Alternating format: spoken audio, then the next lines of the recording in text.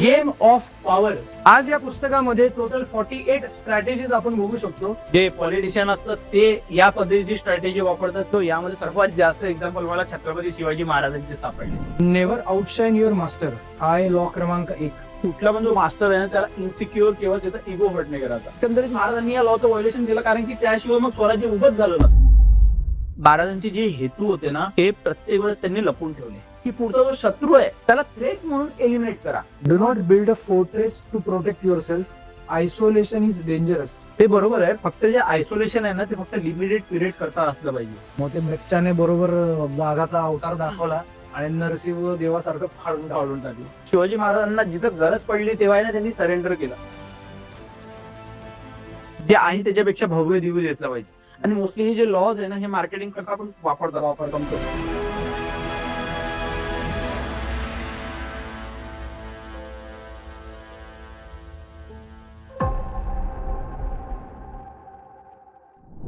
छत्रपती शिवाजी महाराज हे फक्त महाराष्ट्राचंच नाही तर अख्ख्या भारताचं आराध्य दैवत आहे. पण आतापर्यंत आपण अनेक त्यांच्याबद्दल पुस्तकं वाचली ज्याच्यामध्ये ऐतिहासिक उल्लेख होते.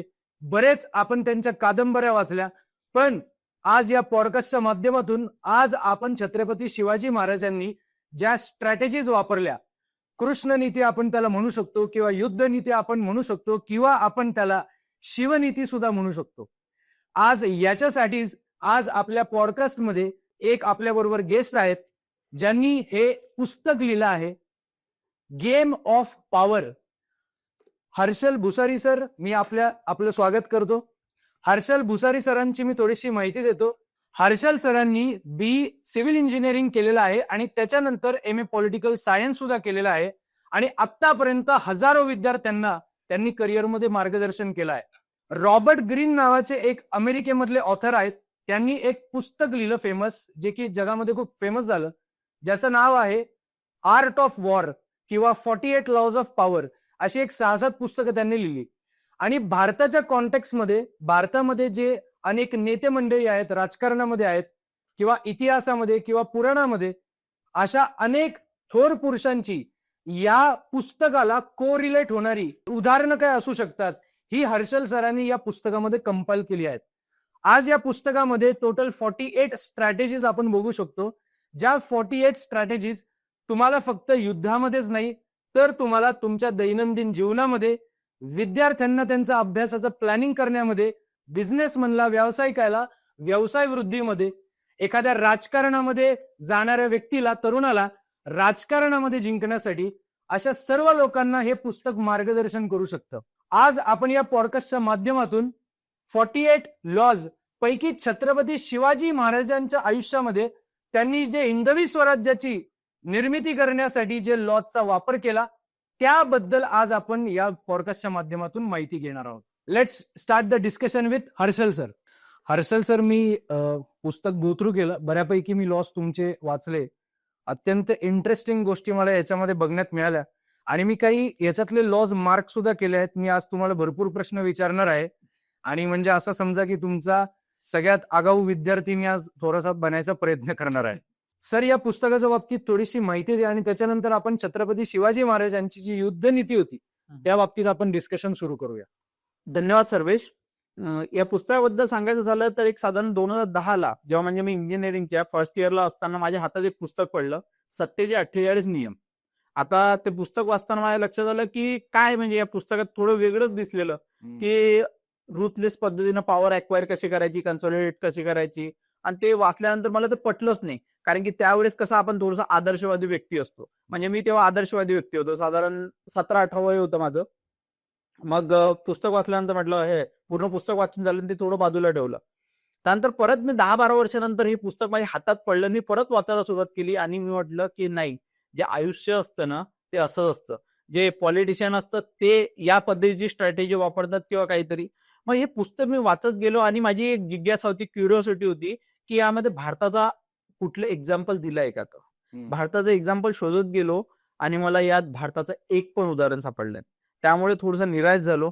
म्हटलं यात भारताची एवढी सुंदर रणनीती आहे, सुंदर राजनीती आहे, म्हणजे श्रीकृष्णापासून घ्या, रामायण पासून किंवा विष्णू पुराण, छत्रपती शिवाजी महाराज, बाजीराव पेशवे हे कितीतरी योद्धे होते की यांनी रणनीतीचा वापर केलाय, पण यांचा एक मात्र उल्लेख पण नव्हता. म्हणजे यामध्ये आहे ना चाणक्याचा उल्लेख केला त्यांनी, चाणक्याची स्ट्रॅटेजी वगैरे सांगितलेलं आहे, पण एक केस स्टडी ऍज सच नव्हती.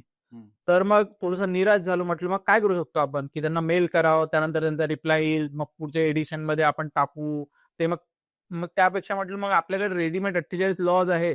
आपल्याकडे भारतात तर एवढे सारे महान राजनेते झाले, वॉरियर्स झालेले आहे. याकरता आपण सुंदर असे भारतातले केस स्टडी तयार करून या पुस्तकामध्ये टाकू शकतो. जसं की आता 48 लॉज आहे. 48 ला एक्सप्लेनेशन मला करायचं नव्हतं. मला फक्त आहे ना त्या लॉला कम्पॅटेबल जे असणारे ते एक्झाम्पल फक्त शोधून काढायचे होते आणि त्यामध्ये टाकायचे होते. म्हणजे तुम्ही एका साईडनं एक लॉ उचलला, त्याचा अभ्यास केला आणि भारतामध्ये या घटना आतापर्यंत कधी झाल्या आहेत का इतिहासामध्ये, पौराणिक कथांमध्ये, याला तुम्ही कोरिलेट करून थोडक्यात भारतीय व्हर्जन जे आपण म्हणूया त्या पद्धतीने तुम्ही या पुस्तकामध्ये प्रेझेंट केलं. बरोबर. त्याचं भारताच्या एक्झाम्पलचे सांगड घालायचा मी प्रयत्न केला आणि त्याला मॅच जे होईल ते एक्झाम्पल मी शोधून काढले. तर तुम्हाला सांगतो यामध्ये सर्वात जास्त एक्झाम्पल मला छत्रपती शिवाजी महाराजांचे सापडले. ते तर काय, म्हणजे मी म्हणेन की 48 लॉ पण कमी पडतील, जास्तच लॉ आपल्याला अजून त्याच्यात इन्व्हेंट करावे लागतील. बरोबर. महाराजांनी इतक्या टेक्निक्स वगैरे त्या काळामध्ये वापरल्यात. आणि मला तर असं वाटतं की जेव्हा पण छत्रपती शिवाजी महाराजांचं वाचन करतो किंवा काही ऐकतो, तेव्हा असं वाटतं की आपण जेवढं त्यांच्याबद्दल वाचू ना किंवा ऐकू, कुठेतरी समजून घेऊ, गड किल्ल्यांवरती जाऊ, तसं जसं आपल्याला नवीन नवीनच महाराज उलगडत जात. बरोबर. म्हणजे ते म्हणतात ना, जसं जग इन्फायनाईट आहे तसं महाराजांचं वर्णन किंवा महाराजांच्या टेक्निक्स, महाराजांची बुद्धिमत्ता जेवढा आपण अभ्यास करू तेवढं ती अजून ओपनच होत जाते. एनिवेज, आपण आता पुस्तकाची सुरुवात करूया. मी काही लॉज मार्क केले होते. सगळ्यात पहिल्यांदा एक इंटरेस्टिंग लॉ इथं आहे की नेव्हर आउटशाईन युअर मास्टर. हा आहे लॉ क्रमांक 1. बरोबर.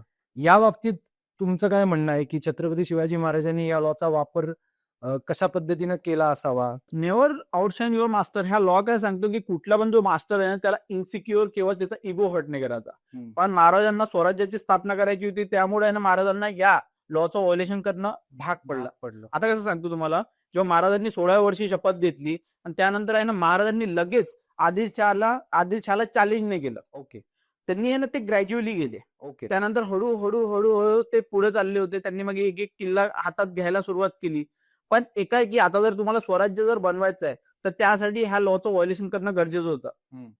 त्यामुळं आणि आता तुम्हाला सांगतो मी, अफजल खानांनी स्वराज्यावर स्वारी केली होती. आता का केली होती तर त्याचं कारण पहिल्या लॉ मध्ये आहे. Okay. Never outshine your master. जो सुलतान होता आदिलशहाचा, त्याचा जो इगो हर्ट झाला होता आणि त्याच्यामध्ये इन्सिक्युरिटी तयार झाली होती, असुरक्षितता, की हा जो 28 वर्षाचा पोरगा आहे छत्रपती शिवाजी महाराज, हा उद्या जाऊन आदिलशहाला चॅलेंज करून म्हणून त्यांनी अफजल खानाला पाठवलं. तर हे लॉ एकंदरीत महाराजांनी या लॉचं व्हायोलेशन केलं, कारण की त्याशिवाय मग स्वराज्य उभंच झालं नसतं. आणि त्याच्यानंतर आपण बघितलंच इतिहासामध्ये की जसं स्वराज्य मोठं साम्राज्यामध्ये रूपांतर होत होतं, त्याच्यानंतर स्वतः मुघल बादशाह औरंगजेब हा स्वराज्य काय म्हणतात म्हणजे संपून टाकण्यासाठी महाराष्ट्रावरती चालून आला. बरोबर आहे अगदी. त्याच्यानंतर एक अजून एक महत्वाचा लॉ आहे, कन्सील युअर इंटेन्शन. तुम्ही तुमच्या मनात काय चाललंय आणि मनात एक आणि ओठावर एक, आपण जे मराठीमध्ये म्हणणार, कदाचित हा लॉ त्याच्याच रिलेटेड आहे. महाराजांनी या टेक्निकचा वापर कशा पद्धतीने केला असावा? महाराजांचे जे हेतू होते ना ते प्रत्येक वेळेस त्यांनी लपून ठेवले. महाराज कुठे पण अफजल खानाकडे जायचे, स्वारी करायची होती, तेव्हा त्यांना काही त्यांचं काय करणार आहे ही स्ट्रॅटेजी त्यांना माहिती नव्हती, म्हणजे अफजल खानाला माहिती नव्हती. आता उदाहरण सांगतो की महाराजांनी खूप सारे पत्र लिहिले अफजल खानाला की मला भीती वाटतंय, मी तुमचा आदर करतो. महाराजांनी त्यांना सांगितलं नाही की मी येऊन तुमच्यावर हल्ला करतोय. आता हे अफजल खानाचं झालं. किंवा लाल महालवर जेव्हा हल्ला केला तेव्हा शाहिस्ते खानाला पण माहिती नव्हतं की महाराजांचं इंटेन्शन काय, ते निवांत होते. किंवा लाल किल्ल्यावर नंतर मग जेव्हा आग्र्यावरच्या किल्ल्यातून त्यांची सुटका झाली तेव्हा पण औरंगजेबाला महाराजांचे इंटेन्शन, हेतू माहिती नव्हते. किंवा पुरंदरचा त्यांनी तह केला होता तेव्हा नेमका यामागचा उद्देश काय आहे, तर महाराजांनी जे पण स्ट्रॅटेजी होती त्यांची, तर त्यामध्ये सर्वात महत्वाचा रोल कुठल्या लॉचा होता, तर या लॉचा होता, कन्सील युअर इंटेन्शन. आणि आपल्याला असं पण म्हणता येईल की महाराजांनी स्वराज्य निर्मिती तर चालू केली, हिंदवी स्वराज्य बनवणार आहे हे ओपन केलं, बट ते कसं बनवणार आहे हे अचल उडवलं. म्हणजे लॉंग टर्म गोल, कारण की कसं आहे शेवटी त्यांच्या मागे जे उभे राहिले होते सगळे मावळे म्हणा, सगळी प्रजा म्हणा, त्यांच्यावरती विश्वास ठेवून त्यांना एक लार्जर गोल देणं गरजेचं होतं. बरोबर. तो गोल होतं हिंदवी स्वराज्य. बरं आता ते निर्माण कसं करणार, कोणावर हमला करणार, कोणावर नाही करणार, हे बरोबर त्यांनी बरोबर. नाहीतर पुढचा शत्रू इन्सिक्युअर झाला. अनसिक्युअर झाला असता आणि तो इमिजिएट अलर्ट झाला असता बेसिकली. त्याच्यानंतर एक 15वा लॉ आहे याच्यामध्ये, क्रश युअर एनिमी टोटली. म्हणजे याचा अर्थ असा आहे का, की एखादा शत्रू जर तुम्हाला माफी जर मागायला येत असेल, हं. तर तुम्ही त्याला माफ करू नका. टोटल संपूर्णच टाका, मारूनच टाका. म्हणजे तुमच्या विरोधात एखाद्याने काम केलं, तुम्ही त्याला पकडलं आणि जर आता तो म्हणतोय, की नाही, नाही, सॉरी, सॉरी, मला सोड. असं जर काही झालं असेल, तर त्याला मारलं पाहिजे का नाही मारलं पाहिजे? कारण की पौराणिक हिंदू धर्म जो आपला आहे किंवा जे आपण लहानपणापासून जे संस्कार आपल्यावरती होतात, नाही रे बाबा, माफ केलं पाहिजे, आपलाच आहे तो. अशा पद्धतीनं आपल्याला संस्कार केले जातात. त्यामुळे हिंदू आयडिओलॉजी आहे. इव्हन आपण पृथ्वीराज चव्हाणांचं पण एक्झाम्पल बघितलं होतं, की त्यांच्यावरती इतके वेळेला हमले झाले आणि माफी मागितली आणि त्यांनी सोडून दिलं आणि शेवटी एक दिवस असा आला, की त्यांना हरवलं आणि त्यांचे म्हणजे शेवटी इतिहासामध्ये दाखले आहेत, की डोळे वगैरे पण शेवटी काढले आणि फार क्रूर पद्धतीनं साम्राज्य पूर्ण गेलं आणि दिल्लीचं तख्त कायम गेलं. बरोबर. तर या बाबतीत छत्रपती शिवाजी महाराज यांनी हा रूल कसा आत्मसात केला? आता खरंच तुम्ही ते उदाहरण दिलं ना पृथ्वीराज चव्हाणचं, मी त्या उदाहरणावर येणारच होतो. जेव्हा कसं 1191 ला मोहम्मद घुरींनी आक्रमण केलं होतं भारतावर, तेव्हा पृथ्वीराज चव्हाण हे राजे होते आणि पृथ्वीराज चव्हाणनी बॅटल ऑफ तरेन मध्ये याला मोहम्मद घुरीला हरवलं होतं आणि हरवल्यानंतर त्याला पकडलं होतं. पकडल्यानंतर आपली हिंदू आयडिओलॉजी काय सांगते, की जो शत्रूंनी जे शस्त्र टाकले तर त्याच्यावर दया दाखवायची आणि सोडून द्यायचं. म्हणजे यापूर्वी पण आपल्या हिंदूमध्ये हिंदू लोक वॉरियर्सवर संस्कारच असे झालेले आहे. तर त्यामुळे काय होतं, की कुठल्या राजाला पकडलं तर बाबा दया करतो, दयेची भीक दाखवतो, त्याला सोडून दिलं.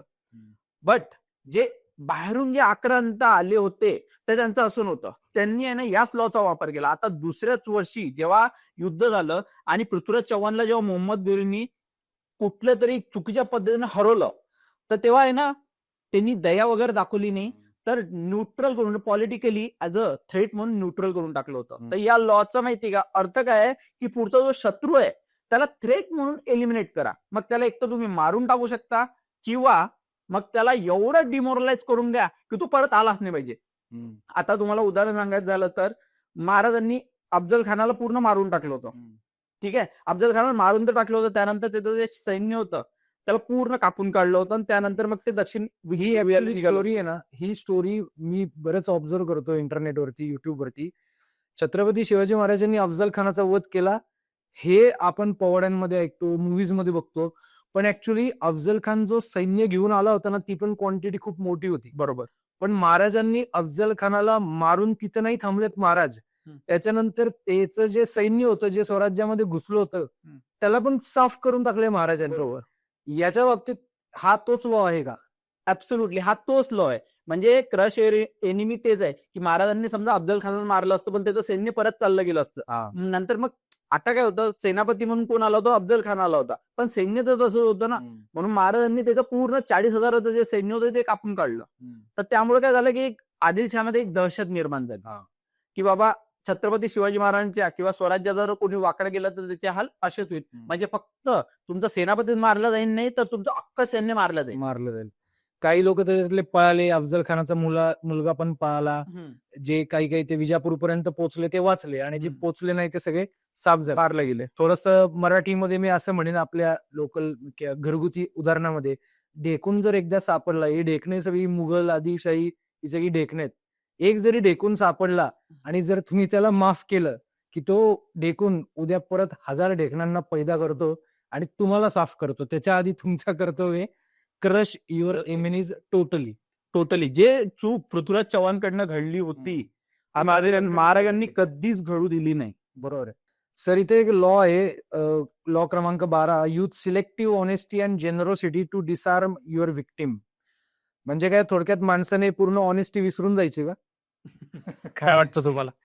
You selective honesty and generosity disarm your victim म्हणजे काय आहे, तर यामध्ये असं दिलं आहे की प्रामाणिकपणा हा सिलेक्टिव्ह असला पाहिजे. आता जसं अफजल खान स्वराज्यावर स्वारी करून आला होता तेव्हा महाराजांनी त्याच्याकरता शामियाना बनवला होता. ते शामियाना कशासाठी बनवला होता, ती जेनरोसिटी दाखवत होती. आणि महाराजांनी आहे ना पत्रामध्ये उल्लेख केला होता की तुम्ही एवढे महान आहात, आणि तुम्ही तुमच्यासमोर आमचा टिकाव नाही लागत. ती स्ट्रॅटेजी होती. म्हणजे काय, तर महाराज सांगायचा प्रयत्न करत होते की मी तुमच्यासमोर तुच्छ आहे, त्यामुळे त्याचा इगो वाढला. हा आणि त्यामुळे रिलॅक्स झाला. इन शॉर्ट, तर त्या लॉचा मेन पर्पज तोच आहे की ते सांगतं की बाबा पुढच्याला ना स्मार्ट फील करवा, की त्याला वाटलं पाहिजे की हो बाबा मीच एक महान आहे, जनरस आहे, की मला स्पेशल ट्रीटमेंट मिळतंय म्हणजे काय. तर त्यामुळे आहे ना, की महाराजांचं जे साताऱ्याचं किंवा प्रतापगडाचं युद्ध होतं ते अतिशय सुलभ झालं. म्हणजे सुलभ म्हणजे सोपं नव्हतं ते, बट जो त्रास होणार होता तो कमी झाला. अहंकाराचा थोडासा त्याचा अहंकार वाढवला. ऍब्सोल्युटली. तर त्यासाठी जनरॉसिटी वापरली. आणि दुसरं उदाहरण द्यायचं झालं तर महाराजांनी स्वराज्य कसं उभं केलं, तर बाकीचे जे होते की कुठलेही म्हणू शकतो, जे आपले मावळचे जे मावळे होते, त्यांची ऑनेस्टी आणि जनरॉसिटी त्यांनी वापरली. म्हणजे प्रत्येकाकडे गेले ते आणि त्यांना सांगितलं की तुम्ही व्यवस्थित आहात, तुमच्याकडे एवढी ताकद आहे, तुम्ही एवढे बलवान आहात, त्याकडे तुम्ही माझ्याकडे या. म्हणजे इन शॉर्ट काय, तर त्यांना मोटिवेट केलं, त्यांना पर्पज दिला, त्यांना डिरेक्शन दिली की या तुम्ही स्वराज्याकरता कामात लागा. आणि त्याकरता महाराजांनी प्रामाणिकपणे त्यांची स्तुती केली. त्यांची जे पॉवर होती, त्यांची जे मेहनत होती, त्यांना रिकॉग्निशन मिळालं. 12 मावळातलं सगळं सैन्य महाराजांच्या मागे उभं राहिलं. तर त्या लॉ नंबर 12चा तोच फायदा आहे. याचं अजून एक उदाहरण मला आठवतं, Mirza Raje Jaisingh use selective honesty. Mirza Raje Jaisingh जेव्हा महाराजांवरती चालून आले, स्वराज्यावरती चालून आले, तेव्हा त्यांनी महादेवाचा अभिषेक केला होता. बरोबर, की या शिवाजी नावाच्या माणसाने जो औरंगजेबाच्या विरोधात जे काही कारस्थान केलं आहे, याला मी संपूर्णच परत येणार, म्हणजे नॉर्थ साइडला मी परत येणार.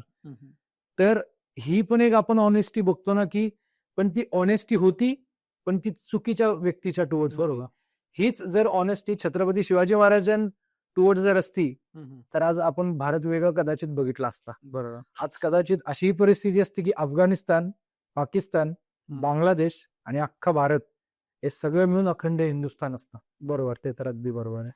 त्याच्यानंतर अजून एक रूल आहे, law number 18. Do not build a fortress to protect yourself. Isolation is dangerous. Isolation is dangerous. आता हा शब्द ऍक्च्युली जरा मला कॉन्ट्राडिक्टरी वाटतो, कारण की क्रिएटिव्ह फील्ड असू दे, आर्ट असू दे, विद्यार्थी जेव्हा अभ्यास करतात तेव्हा प्रत्येक शिक्षक म्हणून, मी पण एक स्वतः शिक्षक आहे, तुम्ही पण शिक्षक आहे, प्रत्येक शिक्षक मुलांना सांगतो आयसोलेशन मध्ये जा अभ्यास करण्यासाठी, किंवा कोणतंही क्रिएटिव्ह काही तुम्हाला फील्डमध्ये जायचं असेल तर आयसोलेशन इम्पॉर्टंट आहे. तुम्ही अख्ख्या जगाचा संपर्क तोडला पाहिजे, फक्त आणि फक्त तुमचं कामच केलं पाहिजे. तर हे थोडं कॉन्ट्राडिक्टरी वाटत नाही का तुम्हाला? हे थोडंसं विद्यार्थ्यांच्या अँगलने काय होऊ शकतं, थोडंसं एक्सप्लेन करा. ते बरोबर आहे. फक्त जे आयसोलेशन आहे ना, ते फक्त लिमिटेड पिरियड करता असलं पाहिजे. ओके. म्हणजे समजा आता आपली एक्झाम आहे पुढच्या महिन्याभरानी, तर आपण तेव्हा नक्कीच अभ्यासच केला पाहिजे ना, आणि आयसोलेशन मध्ये चांगला निवांत अभ्यास होऊ शकतो. एकांतामध्ये आहे ना कॉन्सन्ट्रेशन चांगलं लागतं. बट जर तुम्ही प्रत्येक वेळेस जर घरकुंबळे बनून राहत असाल आणि जर एकटेच राहत असाल, तर माहिती आहे लोक पण तुम्हाला तुमच्यासोबत कनेक्ट नाही करू शकत, आणि जे क्रुशियल इन्फॉर्मेशन आहे ना, जे इन्फॉर्मेशन त्यापासून तुम्ही डिस्कनेक्ट राहा. ओके. म्हणून जे आयसोलेशन म्हटलं हे लिमिटेड पिरियड करताच असलं पाहिजे. नाहीतर मग लोक असं विचार करतील की बाबा नाही, मी एकटाच राहतो. इंट्रोस्पेक्शन लोकांनी स्वतःच केलं पाहिजे, की आयसोलेशन महत्वाचं आहे, त्याबद्दल डाऊट नाही. बट पूर्ण वेळ जर माणूस आयसोलेट राहिला ना, तर तो क्रुशियल इन्फॉर्मेशन गमावून बसतो. ओके. आता महाराज आहे ना, महाराजांचा जेव्हा दक्षिण विजय सुरू झाला होता, त्यानंतर महाराज पन्हाळा गडावर होते. पण महाराज आहे ना, पन्हाळा गडावर असताना जो सिद्धी होता त्यांनी तो वेढा घातला होता. महाराजांना तेव्हा कळून चुकलं की आयसोलेशन किती डेंजरस असू शकतं म्हणून महाराजांनी ते विशाल गडावर गेले. गडावरनं पूर्ण कॉन्टॅक्ट तुटला होता, Absolutely. बाहेरचं काही इन्फॉर्मेशन येत. म्हणजे हे तेच दिसतं की महाराजांनी त्यानंतर यानं प्रत्येक वेळेस सावधता बाळगली की अशा ठिकाणी राहायचं की जेणेकरून आहे ना स्वतःला आयसोलेट नाही केलं गेलं पाहिजे, दुसरीकडे आपल्याला आरामात जाता आलं पाहिजे. म्हणून बघा, महाराजांकडनं एकदाच फक्त चूक झाली होती, त्यानंतर महाराजांकडनं कधी अशी चूक झाली नाही. इव्हन जेव्हा ते आग्र्याला गेले होते तरी त्यांची सुटका झाली होती, पण त्यांनी स्वतःला कधी आयसोलेट नव्हतं कोण. आयसोलेट नाही. त्यांच्याकडनं जे होते, त्यांचे जे वॉरियर्स होते, ते महाराज त्या जिथे त्यांना कैद केलं होतं तिथून इन्फॉर्मेशन बाहेर जायची, आत यायची, कोणतरी ये जा करायचं. म्हणजे महाराजांनी स्वतःला पूर्ण कट ऑफ नव्हतं करून घेतलं. आणि तुम्हाला कुठलंच एक्झाम्पल सापडणार नाही other than Panhala. Instagram, Facebook नसून सुद्धा महाराजांचा सोशल मीडिया तगडा होता, स्ट्रॉंग होता एकदम. सगळी इन्फॉर्मेशन महाराजांपर्यंत बरोबर यायची. त्याच्यानंतर एक इंटरेस्टिंग आहे, अनेक बॉलिवूड पिक्चर मध्ये पण आपण बघतो, प्ले अ सकर to catch a sucker, seem dumber than you mark. याचा वापर महाराजांनी जेव्हा अफजल खान आलेला ना तेव्हाच केलेला. महाराजांनी जसं सांगितलं होतं ना की बाबा मला भीती वाटतंय, मी आजारी पडलोय. आता मग भीती कशामुळे वाटली? अफजल खानाला काय वाटलेलं की याला भीती का वाटलीये, तर मी एवढं मोठं सैन्य घेऊन आलोय, 40,000चं सैन्य घेऊन आलोय, यामुळे छत्रपती शिवाजी महाराजांना भीती वाटली. पण वास्तविक पाहता ते नव्हतं. तर महाराज या लोहाचा वापर करत होते. महाराज आहे ना स्वतःला आहे ना डंबर दाखवत होते, म्हणजे त्याच्यापेक्षा आहे ना स्वतःला एकदम तुच्छ दाखवत होते की बाबा तुम्ही महान आहात. म्हणजे त्याच्यामुळे काय होतं, त्याचा इगो वाढत चालला होता. आणि त्यामुळे त्यांनी आहे ना अफजल खानाने स्वतः करता कुठलं प्रोटेक्टिव्ह कव्हर नव्हतं वापरलं. त्यामुळे महाराजांना त्याचं वध करायला सोपं गेलं. तर ते या लॉचा वापर केला. त्याने पण जर चिलखत घातलं अंगामध्ये तर ते कदाचित हा त्याचा अहंकारच होता की त्या दिवशी त्याला असं वाटलं असेल, ये बच्चा मुझे क्या मारेगा, ऍब्सोल्यूट. म्हणून चिलखत घालून नाही आला. मग ते बच्चाने बरोबर वाघाचा अवतार दाखवला आणि नरसिंह देवासारखं फाडून टाकलं. अजून एक महत्वाची टॅक्टिक आहे, अनेक छत्रपतींच्या उदाहरणांमध्ये आपण दिसून येते. Use the surrender tactic, transform weakness into power. आपण अनेक वेळेला डायलॉग बाजी व्हॉट्सअप रील मध्ये किंवा फेसबुक सोशल मीडियामध्ये बघतो, झुकेगा नाही साला. हे पुष्पा पिक्चर वगैरे येऊन गेला आणि सगळीकडे लहान मुलं असू दे ना, तर हल्ली बरेच जणांना गुन्हेगार बनायचं असतं. एक नवीन करिअर अपॉर्च्युनिटी तयार झाली हल्ली, बरोबर, गुन्हेगार बनणं. झुकेगा नाही साला, मोडेल पण वाकणार नाही. पूर्वीच्या भाषेत मोडेल पण वाकणार नाही. या बाबतीत महाराजांची मतं काय होती आणि याला टेक्निक म्हणून महाराजांनी कसं वापरलं आणि त्याचा स्वराज्य निर्मितीसाठी कसा फायदा करून घेतला? यूज सरेंडर टेक्निक म्हणजे काय, तर शिवाजी महाराजांना जिथं गरज पडली तेव्हा आहे ना त्यांनी सरेंडर केलं. आता उदाहरण सांगतो, जसं जयसिंग आले होते, राजा मिर्झा राजे जयसिंग जेव्हा आले होते तेव्हा वास्तविक पाहता काय महाराजांनी त्यांच्यावर हल्ला केला असता आणि पूर्ण स्वराज्य तेव्हाच संपलं असतं. पण महाराजांनी काय केलं, तर स्वतःचे 21 गड किल्ले दिले आणि पुरंदरचा तह केला. त्यामुळे काय झालं, तर महाराजांनी ते किल्ले गेले, ठीक आहे, पण महाराजांना माहिती होतं की जान है तो जहान है. ते एक मेजर पिक्चर आहे, मेजर पिक्चर मध्ये एक डायलॉग आहे, तो म्हणजे a dead soldier is of no use. बरोबर. म्हणजे काय, तर तुम्ही जिवंत राहिलात तरच तुम्ही युद्धनीती करू शकता, तेव्हाच तुम्ही युद्ध करू शकता, तेव्हाच तुम्ही टेक्निक वापरू शकता. तर सर्वात महत्वाचं आहे ना, जिंकण्यासाठी जगणं महत्वाचं आहे. तर त्यासाठी सरेंडर करा, गरज पडली तर सरेंडर करा, त्यानंतर स्वतःची तयारी करा, परत ताकद द्या. तर ती सरेंडर टेक्निक वापरल्या गेली पाहिजे. आणि जसं तुम्ही म्हटलं, झुकेगा नाही साला, डायलॉग बाजी ठीक आहे, डायलॉग बाजी एका ठिकाणी असते, पण वास्तविकता वेगळ्या ठिकाणी असते. आणि वास्तविक जगात जो राहतो तोच खरं यशस्वी होऊ शकतो. पिक्चर तर ठीक आहे, पिक्चर बघून माणूस हिरोबाजी करतो, पण काही कामाचं नाही. आणि जे आहे ना, म्हणतात ना की मराठा मोडेल पण वाकणार नाही, ते मला वाटतं की ठीक आहे, ते डायलॉग बाजीच आहे एक प्रकारची, पण ते वास्तवाला धरून नाहीये. किंवा मी म्हणेन की जेव्हा आपण स्वराज्य निर्मिती करतोय तेव्हा हा नियम चुकीचा आहे. आता विद्यार्थ्यांच्या बाबतीत किंवा हल्लीच्या काळामध्ये शेअर ट्रेडिंग जो प्रकार वेड्या पद्धतीने चालू आहे, अभ्यास न करता पैसे पूर्ण शेअर मार्केटमध्ये टाकायचे आणि याच्यामध्ये लहान मुलं असू दे किंवा जे जॉब करत आहेत, काही नवीन थोडेफार पैसे साठवतात आणि 10-15 हजार रुपयाचे ट्रेड टाकतात. मी मार्केटमध्ये अनेक वेळेला बघतो, एसएम होतो, झुकेगा नाही साला. 1-2 दिवशी फुल पैसे कमवतात आणि त्याच्यानंतर चौथ्या दिवशी असा कोणता तरी ट्रेड टाकतात, त्याच्यानंतर सगळं लॉस खातात. बरोबर. पण लॉस खाल्ल्यानंतर यांना फिलिंग काय येतं माहिती का? मी कसं काय बिझनेस लॉस खाल्ला, अहंकार माझ्यासोबत कसं होऊ शकतं, एवढा हुशार मी दाखवतोच शेअर मार्केटला. अरे बाबा नको दाखवू, तिथं हर्षद मेहता सारखं नको अडकला तिथं, तू कशाला दाखवतो? बरोबर. तू आपले जेमतेम 2-4 हजार रुपये गोळा करून 10-20 हजार रुपये गोळा केले आहे, आता तू ते पण घालवतो. तर आय थिंक तुम्हाला समजलं पाहिजे की थांबता आलं पाहिजे. झुकणं हे हरणं नाहीये. हा, तेच म्हटलं मी, a dead soldier is of Of no no use. use. बरोबर. मेलेला सैनिक काही कामाचा नाहीये. म्हणून महाराजांचं तुम्ही बघाल ना, तर प्रत्येक वेळेस महाराजांनी आहे ना जीवाला, प्रत्येकाच्या स्वतःच्या जीवाला आणि मावळ्यांच्या जीवाला पहिलं प्राधान्य दिलेलं आहे. ठीक आहे, कुठली मोहीम फत्ते नाही झाली तरी चालेल, पण कोणाचा जीव जीवितहानी नाही झाली पाहिजे. हा, तर कमी आणि फक्त स्वतःचा जीव नाही, तुम्ही म्हणले तसं प्रत्येक मावळ्याचा जीव. बरोबर. आणि तुम्हाला सांगतो, जेव्हा महाराजांची आग्र्यावरून सुटका झाली होती हो. तेव्हा कुणाचा जीव गेला नाही. बरोबर.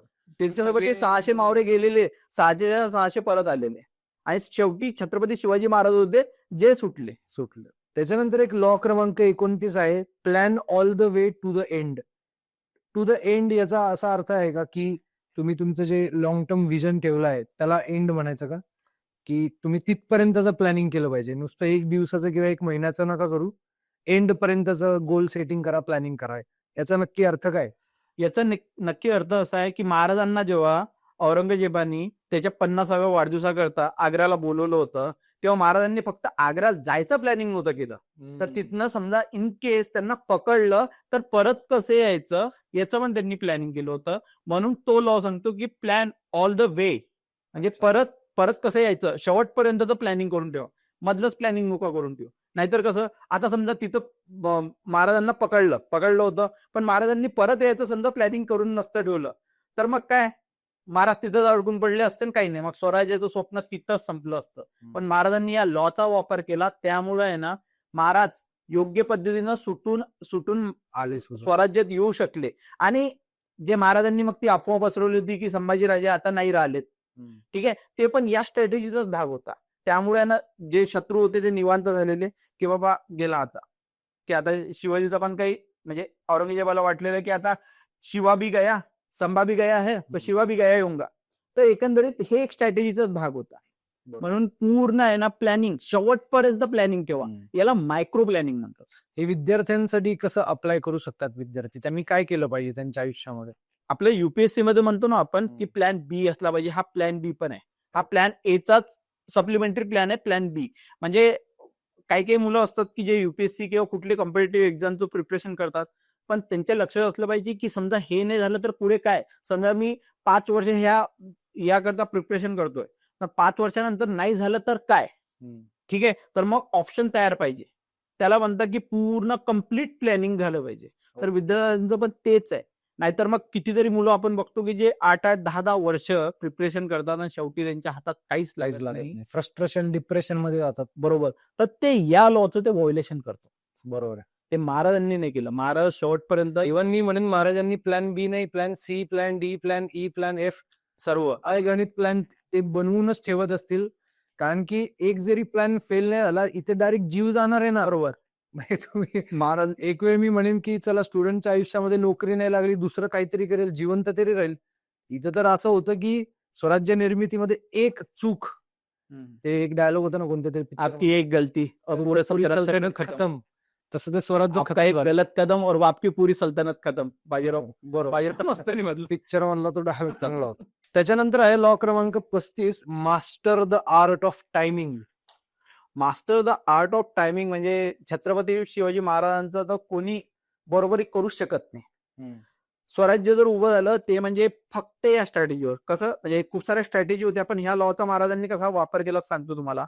आता जेव्हा अफजल खान आला होता तेव्हा साधारण महाराजांची अफजल खानाची भेट केव्हा झाली, नोव्हेंबर महिन्यात झाली होती. आता नोव्हेंबर महिन्यात का, तर महाराजांनी आहे ना त्यांना डिले केलं होतं. सुरुवातीला तो आहे ना केव्हा मार्च आणि एप्रिल मध्ये यायचं प्लॅनिंग केलं होतं, पण हळूहळू नंतर मग आपल्या सह्याद्री पर्वतमध्ये पाऊस वगैरे सुरू झाला आणि ती भेट आहे ना पोस्टपोन करत करत करत नोव्हेंबर मध्ये जवळजवळ मान्सून संपलेला असतो आणि सर्वीकडे हिरवळ असते.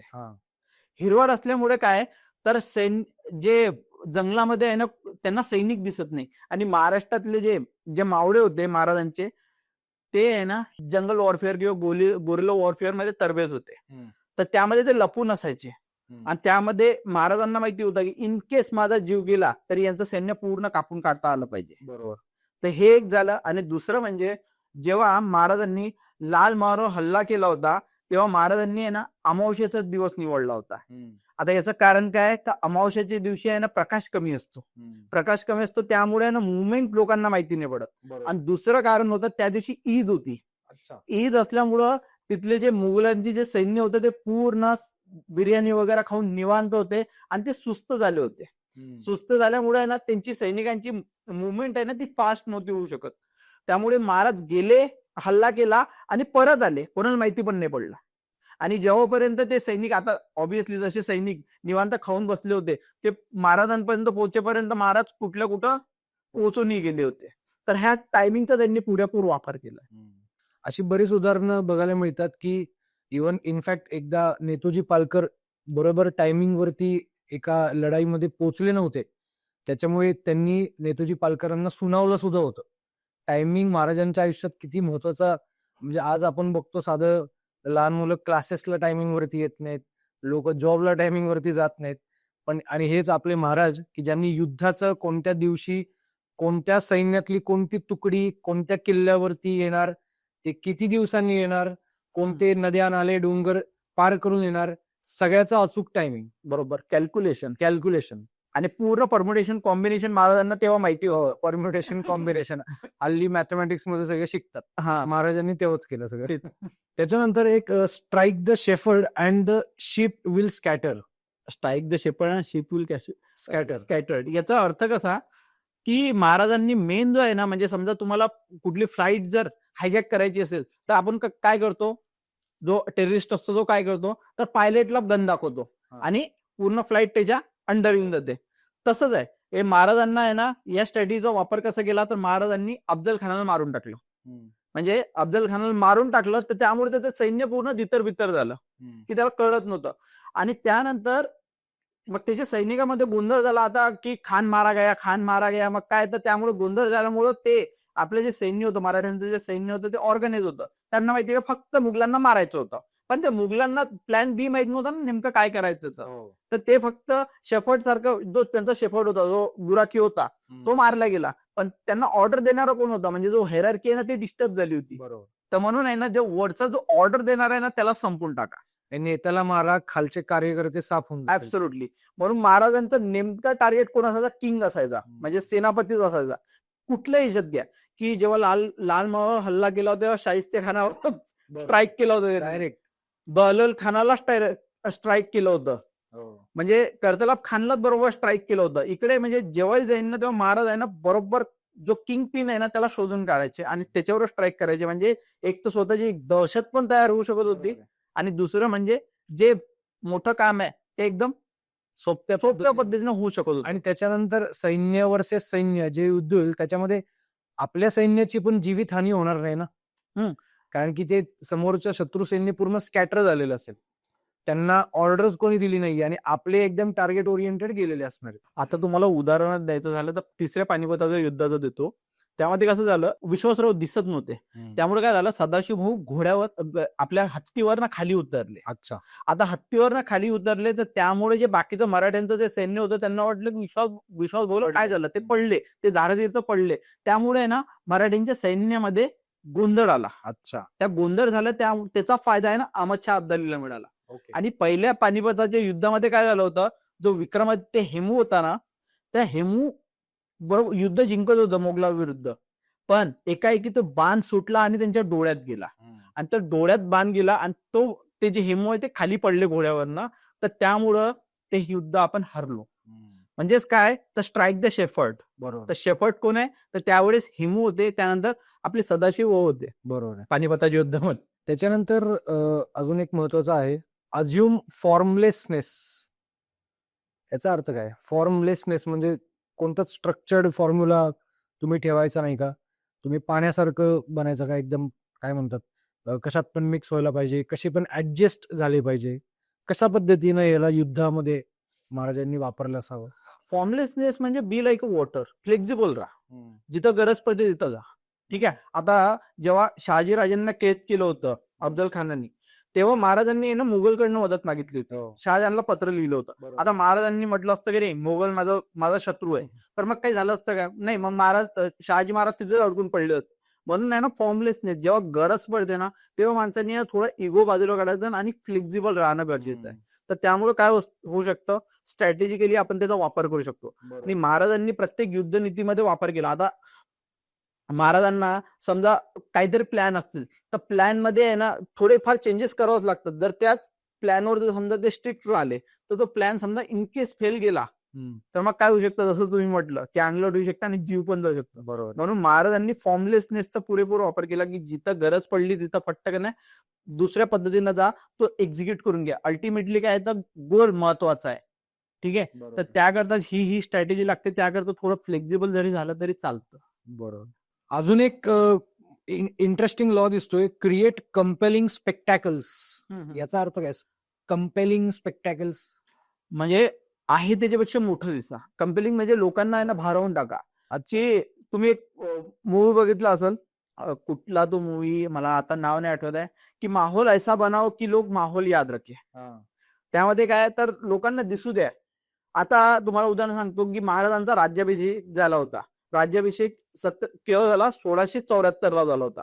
आता या राज्याभिषेकाच्या वेळेस वास्तविक पाहता रायगडावर आहे ना हत्ती पोहोचू शकतो का आता? नाही. पण तेव्हा हत्ती पोहोचला होता का? तर जेव्हा पण कुठला पण विक्रमादित्य किंवा राजा ज्याचा राज्याभिषेक होतो ना, तेव्हा आहे ना हत्तीवरनं त्याची मिरवणूक. बरोबर. आणि हे इतिहासापासून आहे. जर आता महाराजांचा राज्याभिषेक झाला असता आणि त्यांची हत्तीवरून मिरवणूक निघाली नसती, तर मग तो राज्याभिषेक अर्धवटच झाला असता आणि तो वाटला नसता राज्याभिषेक झाला. चर्चा पण नसते. हा, तर आणि ऍब्सोल्युटली ही चर्चा महाराष्ट्राच्या बाहेर होणं गरजेचं होतं. ऍब्सोल्युटली एक मेसेज जाणं गरजेचं होतं त्या दिल्लीच्या त्या तख्तावरती बसलेल्या त्या औरंगजेबाला, की थांबा आता आम्ही तिथपर्यंत येतोय. आमची सुरुवात झालीये. आता मी राजा बनलोय, आता मी येतोय. म्हणजे तोपर्यंत काही नाही. आणि तुम्हाला याच्या मागची इंटरेस्टिंग स्टोरी सांगतो, की जेव्हा ते पोर्तुगीज किंवा इंग्रज आले होते ना महाराजांच्या राज्याभिषेकाच्या वेळेस, तेव्हा त्यांनी बघितलं, अरे एवढा मोठा हत्ती इथे कसा काय आला? अचंबाच वाटतं ना. बरोबर. वास्तविक पाहता की महाराजांना माहिती होतं की माझा राज्याभिषेक करायचा आहे, तर त्यामुळे महाराजांनी जे लहान लहान छोटे छोटे पिल्लू होते ना, त्यांना एक 10-15 वर्षापूर्वीच सैनिकांना सांगितलं होतं की याला रायगडावर घेऊन जा. म्हणजे महाराजांचं विजन तुम्हाला कळू शकतं की त्यांनी काय कोणती गोष्ट स्टार्ट केली हा. आणि ते 10-15 वर्षांनी जर असं हत्ती म्हणजे मोठा झाला असेल आणि बरोबर तिथपर्यंत पोहोचला असेल, बरोबर. एक विचार पण नाही करू शकत तर माणूस. ते की कंपेलिंग स्पेक्टेटर हेच आहे की जे आहे त्याच्यापेक्षा भव्य दिव्य दिसलं पाहिजे. तर ते एक लॉचा महाराजांनी पुरेपूर वापर केला. नाही तर काय की आता कुठले पण राजनेते बघा, तुम्ही आहे ना ते शपथ घेतात, अशीच जर शपथ घेतली कोणाला माहित नाही. काही काही जायंट केजरीवालांनी मोठा जायंट इव्हेंट घेतला होता की दाखवायचं होतं की बाबा मी शपथ घेतोय, मी दिल्लीचा मुख्यमंत्री बनतोय. तर हे त्याच लॉच्या अंडर आहे. म्हणजे थोडक्यात तुमची ताकद जरी कमी असेल तरी तुम्ही मोठी दाखवली पाहिजे. हे आय थिंक फसवण्याच्या हिशोबाचं इंटेन्शन नाहीये, बट याने शत्रूच्या मनात पण तुमची धाक निर्माण होणं गरजेचं आहे. ऍब्सोल्युटली. जर तुम्ही तुमचीच पॉवर खरी जर दाखवली तर शत्रू तुम्हाला एकदम लाईटली घेईल आणि जर ते गेलं तर तुमची उद्या विकेट पडू शकतो. बरोबर. त्याच्यामुळे तुम्ही आहेपेक्षा जास्त दाखवणं नक्कीच गरजेचं आहे. आता तुम्हाला आणखी एक उदाहरण द्यायचं झालं तर अर्जुनाचं तुम्हाला माहिती आहे की जेव्हा कुरुक्षेत्राचं युद्ध चालू होतं, तेव्हा अर्जुनाला आहे ना भगवान श्रीकृष्ण समजून सांगत होते की बाबा कर्मयोग कर, फळाची चिंता नको करू, अहंकार बाजूला ठेव. अर्जुनाला काही समजत नव्हतं आणि अर्जुन परत परत तेच सांगत होता की हे माझे सर्व सखे सोयरे आहे, मी यांची हत्या कसे करू शकतो, मी यांच्यावर बाण कसा चालू शकतो. म्हणून तेव्हा जेव्हा भगवंतानी यांना स्वतःचं विशाल रूप दाखवलं होतं, तर ते आहे कंपेलिंग स्पेक्टेटर. तेव्हा अर्जुनाला कळले की अरे बापरे, हे जे कृष्ण आहे ना हे सामान्य व्यक्ती नाहीये, हे कोणीतरी आहे ना दिव्य शक्ती आहे, दाखवलं एकदम दिव्य शक्ती आहे. तर हे भगवान श्रीकृष्णाने पण त्याचा वावर केला, समजलं. त्यानंतर अर्जुनाच्या डोक्यात प्रकाश पडला की हे जे सांगते हे धर्मयुद्ध आहे आणि हे जे आहे याचं कर्तव्याचं पालन करणं हे त्यांचं धर्म आहे. बरोबर आहे. म्हणून हे या लॉचा वापर झालाच पाहिजे. बरोबर. इनफॅक्ट मी आजच्या काळामध्ये म्हणेन की हेच आहे मार्केटिंग किंवा ब्रँडिंग. ऍब्सोल्युटली तेच आहे. भले तुम्ही कितीही चांगले असाल, बट जर तुम्ही बाकीच्यांपर्यंत पोहोचूच शकले नाही, तुमच्या प्रॉडक्टची क्वालिटी जर दाखवू शकले नाही, तर तुमचं product is of no use. तुमचं प्रॉडक्ट फक्त तुम्हालाच माहिती आहे आणि ते तुमच्या घरातच राहील. त्यामुळे तुम्हाला हे लोकांपर्यंत दाखवता पण आलं पाहिजे. आय थिंक या पद्धतीने म्हणजे बेसिकली ब्रँडिंग करता आलं पाहिजे चांगल्यासाठी.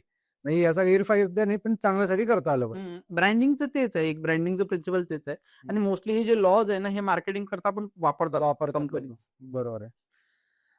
तर अशा पद्धतीनं आपण आज या पुस्तकातली अनेक माहिती घेतली. तुम्हाला जर हे पुस्तक विकत घ्यायचं असेल तर तुम्ही Amazon वरती पण जाऊ शकता. सरांचा कॉन्टॅक्ट नंबर स्क्रीनवरती तुम्हाला दिसत असेल. सरांना तुम्ही पर्सनली सुद्धा कॉन्टॅक्ट करू शकता. त्यांचा ईमेल आयडी नंबर आहे, व्हॉट्सअप नंबर सुद्धा दिलेला आहे. आणि हे पुस्तक मी सगळ्यांना रेकमेंड करीन, नक्की वाचा. आणि स्पेसिफिकली ज्यांना बिझनेस क्षेत्रामध्ये जायचंय, विद्यार्थी आहे किंवा राजकारणामध्ये ज्यांना एंट्री करायची आहे, तर त्यांनी या लॉजचा अभ्यास करणं नक्की गरजेचं आहे. कारण की हे लॉज भारताच्या कॉन्टेक्स्टमध्ये त्यांनी उदाहरणासहित त्याची माहिती पूर्णपणे दिलेली आहे. आणि छत्रपती शिवाजी महाराजांचा जर कुणाला इतिहास समजून घ्यायचा असेल, सायकोलॉजिकल वॉरफेअर म्हणतो आपण त्याला, हा. तर यामध्ये महाराजांचे जवळजवळ 15 ते 17 एक्झाम्पल मी दिलेले आहे. आणि जर कुणाला जर वाटत असेल की बाबा महाराजांबद्दल आणखी लॉ समजून घ्यायचे तर ते मला पर्सनली कॉल करू शकतात किंवा मग ही पुस्तक पण वाचू शकतात. आणि काही त्यांना अडलं तर मी महाराजांबद्दल चर्चा करायला केव्हा पण तयार आहे. Definitely sir. Thank you so much sir. पुन्हा भेटूया. धन्यवाद. जय श्रीराम. जय श्रीराम. जय शिवराय.